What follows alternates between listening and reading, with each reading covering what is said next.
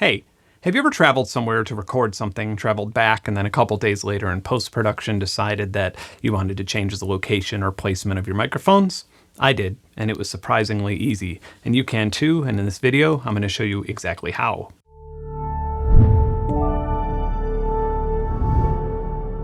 If you've heard the word ambisonic before, it is most probable that it was in the context of VR gaming, because that's probably the most obvious and basic commercialized use of ambisonics, to be able to record something and then later play it back so it's responsive to your head's movement. For example, if you put an ambisonic microphone in the middle of an orchestra and the flute section was here and the lead violin was here, and if you turned your head, they would still physically be in the same place. We don't really put that much thought into it, but when listening to normal stereo headphones, it's a bit like having the entire planet tethered to the movement of your head. So if you had an Oculus or really any modern VR helmet on, an ambisonic recording would allow you to accurately listen to this orchestra while moving your head around freely. Amazingly, this all works flawlessly, because even at its most basic level, it's way more complicated than it sounds. The head tracking needs to constantly be communicating with the audio playback in the VR environment, for starters. So that is ambitious and awesome, and if you ever intend on working in VR audio, you should probably get learning as soon as possible, but this is just one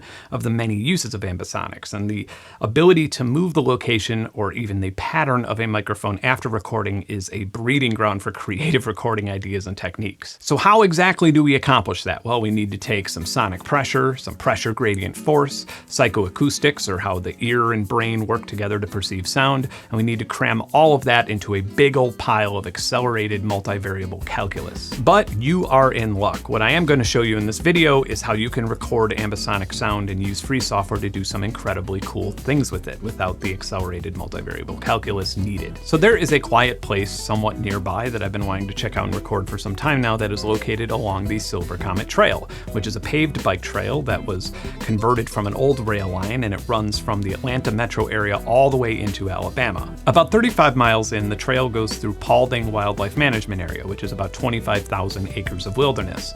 And in the middle of this most remote part of the trail is a massive train tunnel that will surely sound amazing. So I want to record the reverb impulses in the tunnel, but I also want to record some ambience on the way. And to keep noise pollution to a minimum, I'll have to be going in the middle of the night. This is also a good excuse to put some miles onto a road bike that I've been wanting to check out. It's a single gear bike, and it is the only single gear that I own. However, it doesn't have a chain.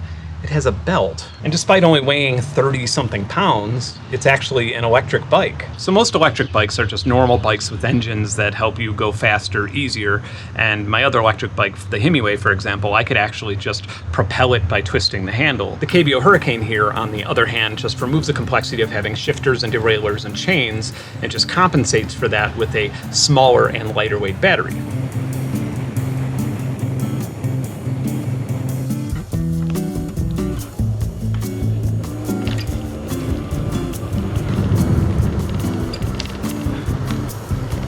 It's very quiet and very spooky out here. I love it.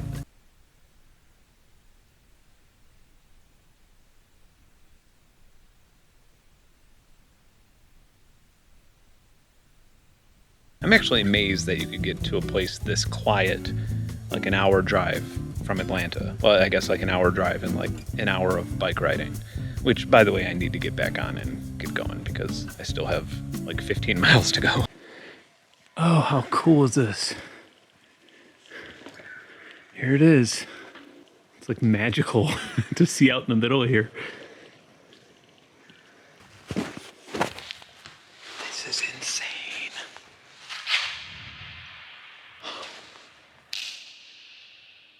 Being in the middle of this big wildlife refuge and then just, boop, there's a tunnel.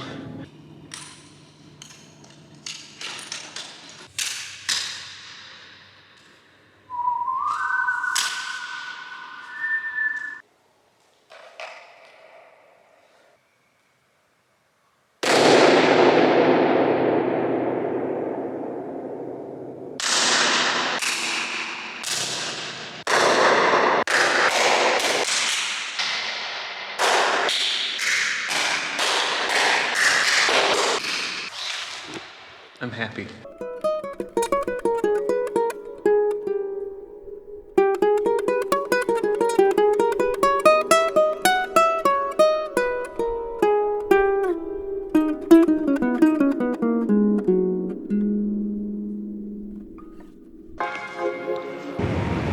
I'm going to be totally honest with you. Ambisonic audio is a relatively new technology, and the chances of you getting it to work the way you want it to in the DAW of your choice is pretty low.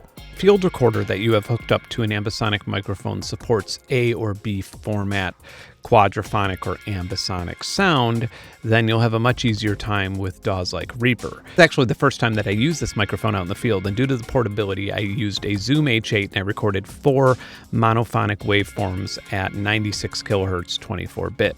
It is actually surprisingly difficult to convert a monophonic waveform into an A format or B format ambisonic file or even a quadraphonic wave file, but you could use SOX, which is a batch scripting tool for this purpose. However, the learning curve is pretty high, so I'm going to show you something that's a bit easier. So in this workflow, I'm going to be using Adobe Audition, and I assume that you could probably do a very similar thing in freeware like Audacity. And I am just going to drag over these 4 waveforms. Now I'm going to create a new audio file, and I will name it GUIT Lately, because I played a guitar lately in this particular recording.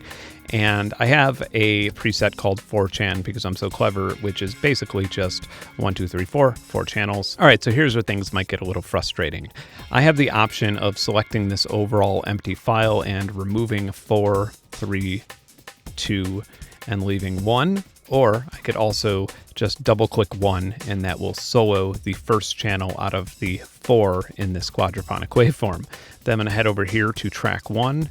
I'm going to copy it, go back here, and paste. Now I'm going to select track number 2, number 3, with number 4. And there we go. Now we have a quadraphonic audio file here, and this is what it's going to sound like.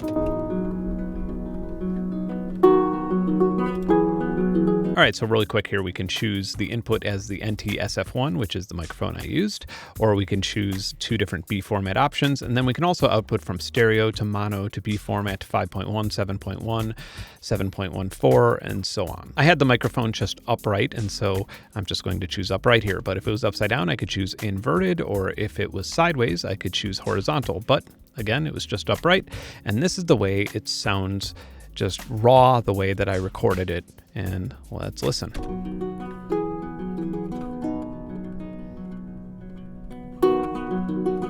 So the first and most obvious thing I should show you is that in post here, we could change if we're facing the instrument directly or if we are turned around listening to the reflection of the wall from the tunnel.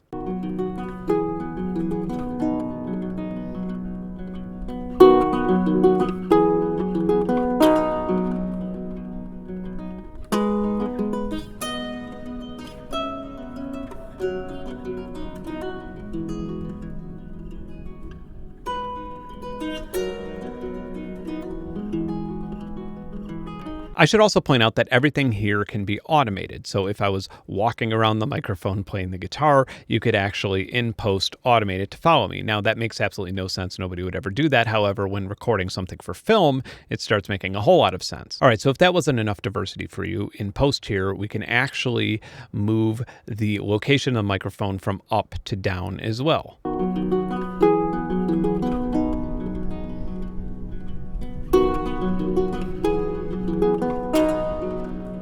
All right, so we could also change the intensity of the stereo width, which means that we're just adding or subtracting more space between left and right. And if we add more space between left and right, it'll actually sound more reverberated and ambient. All right, nobody in their right mind would ride their bike all this way to get to a train tunnel and record an instrument only to use an artificial reverb, but for demonstration purposes, I'm going to do that, and I'm going to use beamforming to zone in on the actual location of where the instrument's playing, which creates a shotgun microphone essentially. Actually, let's go into mono and just do that properly. And then I will add in some vintage reverb here, and let's see how that sounds.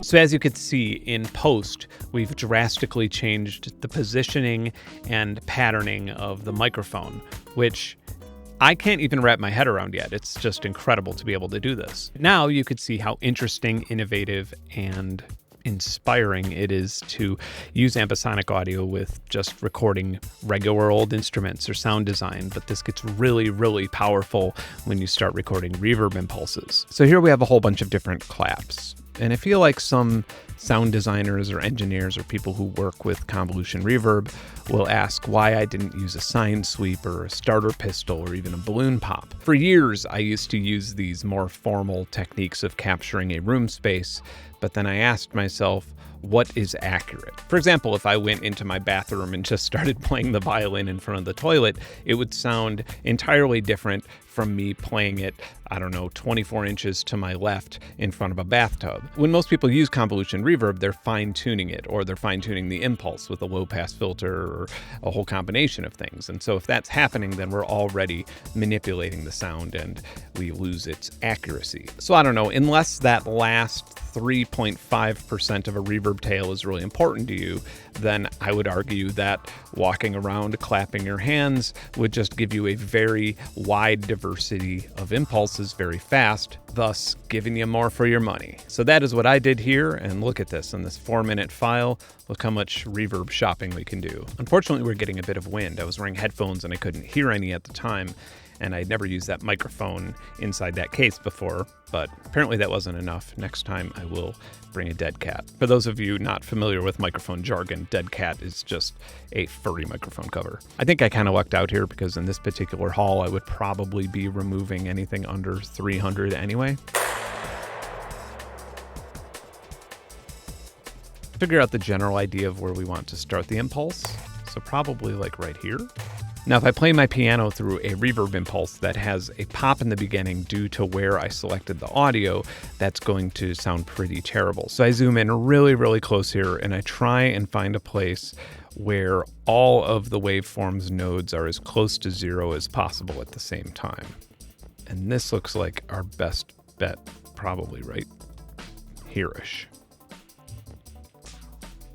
This is actually a pretty interesting and complex reverb. I'm going to convert the sample type to stereo 4816. All right, so here I am in FL Studio, and my guitar is just going into an input, then into a parallel compressor here, and then we can open up Fruity Convolver. I have quite a few convolution reverb plugins, but I feel like most DAWs come with some sort of solution for that, and there are also freeware solutions if your DAW does not. So this is the first impulse that I made in the Silver Comet tunnel, and it's turned to 0% wet now, but I'll increase that as I play the guitar.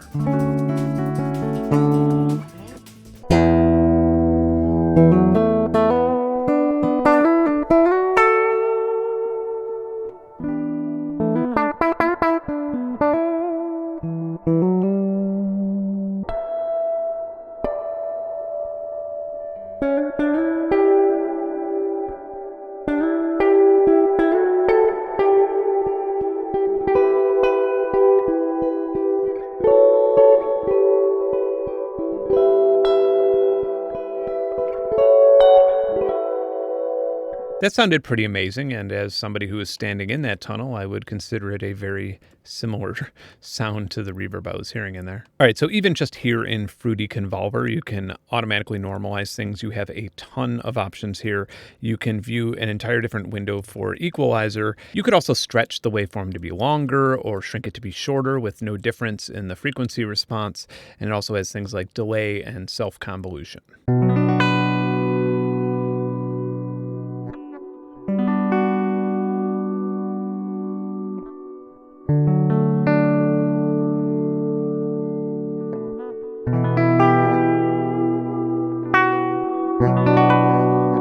These are actually pretty dirty and unique impulses that sound almost like a spring, but not a spring. I don't know how to describe it, but I really like it. I think this turned out great.